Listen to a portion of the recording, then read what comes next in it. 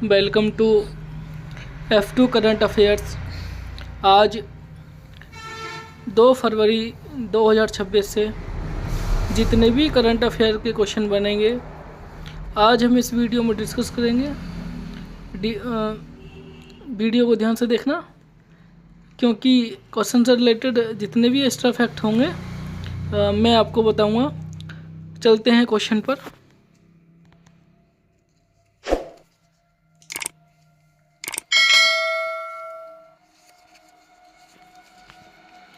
पहला क्वेश्चन है, हाल ही में पटना पक्षी अभयारण्य को रामसर साइट घोषित किया गया है और यह किस राज्य में स्थित है? इसका ऑप्शन है सी, उत्तर प्रदेश में जो है पटना पक्षी अभयारण्य है जो रामसर साइट में घोषित किया गया है और ये एटा ज़िले में स्थित है। रामसर साइट के बारे में थोड़ा डिटेल में पढ़ते हैं। रामसर साइट क्या है और कितनी इंडिया की रामसर साइट में ये आर्द्र क्षेत्र शामिल है। रामसर साइट क्या होती है इसके बारे में आपको बता दूं कि रामसर साइट ऐसे आर्द्र क्षेत्र वेटलैंड्स होते हैं जिन्हें अंतर्राष्ट्रीय स्तर पर संरक्षण के लिए एक चुना गया हो और यह स्थल जो है रामसर कन्वेंशन के अंतर्गत आते हैं। और रामसर कन्वेंशन क्या है? यह एक अंतर्राष्ट्रीय संधि है और 2 फरवरी 1971 को जो है रामसर शहर ईरान में जो है इसकी स्थापना हुई और इसका उद्देश्य होता है कि दुनिया भर के आर्द्र क्षेत्रों वेटलैंड्स का संरक्षक और सही उपयोग। और 2 फरवरी को हर साल विश्व आर्द्रभूमि दिवस वर्ल्ड वेटलैंड्स डे मनाया जाता है। बात इंडिया के बारे में पढ़ते हैं। इंडिया की रामसर साइट कितनी है? भारत ने 1 फरवरी 1982 को इस संधि पर हस्ताक्षर किए थे और वर्तमान में भारत में रामसर साइट की स्थिति इस प्रकार है। मतलब कुल संख्या भारत में अब कुल 98 रामसर साइट्स हो गई हैं 2026 तक। और हालिया जो जुड़े हैं, एक तो उत्तर प्रदेश का पटना पक्षी अभयारण्य और गुजरात का झारी ठांड, ये 2 अभयारण्य हैं जो अभी हालिया में जोड़े गए हैं रामसर साइट में। और सबसे ज़्यादा साइट्स वाला राज्य जो है वो तमिलनाडु, वर्तमान में सबसे अधिक साइट यहीं से हैं। और भारत की पहली रामसर साइट जो है वो चिल्का झील जो उड़ीसा और केवलादेव राष्ट्रीय उद्यान राजस्थान ये पहले हैं। और सबसे बड़ी रामसर साइट जो है वो सुंदरबन का डेल्टा जो है पश्चिम बंगाल वहाँ पर स्थित है। सबसे बड़ी रामसर साइट है। और सबसे छोटी रामसर साइट जो है वो रेणुका वेटलैंड जो हिमाचल प्रदेश में है, ये सबसे छोटी इंडिया की रामसर साइट है। और सबसे बड़ी रामसर साइट जो है वो सुंदरबन है। और भारत की पहली रामसर साइट जो है वो चिल्का झील उड़ीसा और केवलादेव राष्ट्रीय उद्यान राजस्थान। हम बाकी चलते हैं अगले क्वेश्चन पर। भारत ने किस राज्य के लिविंग रूट ब्रिज जिंग किएंग जिरी को यूनेस्को की वर्ष 2026-27 की विश्व धरोहर सूची के लिए नामित किया गया है? इसका ऑप्शन है डी, मेघालय में जो है ये लिविंग रूट ब्रिज है, ये यूनेस्को की धरोहर सूची के लिए नामित किया गया है। इसकी विशेषता क्या है लिविंग रूट ब्रिज की, इसके बारे में आपको बताता हूँ। स्टेट कहाँ है? मेघालय में।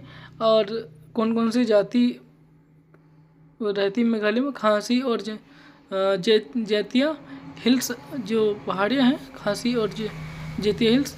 और स्थानीय नाम जो है वो जिंग किएंग जिरी है जहाँ ये और पेड़ का प्रकार, ये जो ब्रिज बनाया गया है किस तरीके का, मतलब पेड़ का प्रकार है फिकस इलास्टिका यानी रबड़ का पेड़ होता है ये। और इससे जो है ये पुल ब्रिज बनाए जाते हैं। और यूनेस्को नामित वर्ष 2026-27 की विश्व धरोहर सूची के लिए नामित किया गया है। और प्रमुख जाति हैं खासी और जैंतिया और समुदाय द्वारा निर्मित ये जो ब्रिज बनाया गया था। खासियत इस पुल की ये है कि यह पुल जीवित है और समय के साथ कमज़ोर होने की बजाय और मजबूत होते जाते हैं। मगर मतलब जितना समय बीतता जाता है ये पुल कमज़ोर होने की बजाय और ज़्यादा मजबूत हो जाते हैं। और यह प्रसिद्ध स्थल जो है वो चेरापूंजी का डबल टैंकर रोड ब्रिज सबसे चर्चित माना गया है इस जगह का। क्वेश्चन थर्ड है, आर्थिक सर्वेक्षण 2025-26 के अनुसार वित्त वर्ष 2026 के लिए अनुमानित वास्तविक जीडीपी वृद्धि दर क्या रही? इसका ऑप्शन डी है 7.4% जो है वो वित्त वर्ष 2026 के लिए अनुमानित वास्तविक जीडीपी रही है 7.4। आर्थिक सर्वेक्षण क्या होता है? आर्थिक सर्वेक्षण एक वार्षिक दस्तावेज है और जिसे हर साल बजट पेश करने से ठीक एक दिन पहले सरकार संसद में प्रस्तुत करती है। और यह एक वार्षिक रिपोर्ट होती है जो पिछले 12 महीनों में देश की अर्थव्यवस्था के प्रदर्शन का विस्तृत मूल्यांकन प्रस्तुत करती है और यह वित्त मंत्रालय द्वारा जारी की जाती है ये रिपोर्ट।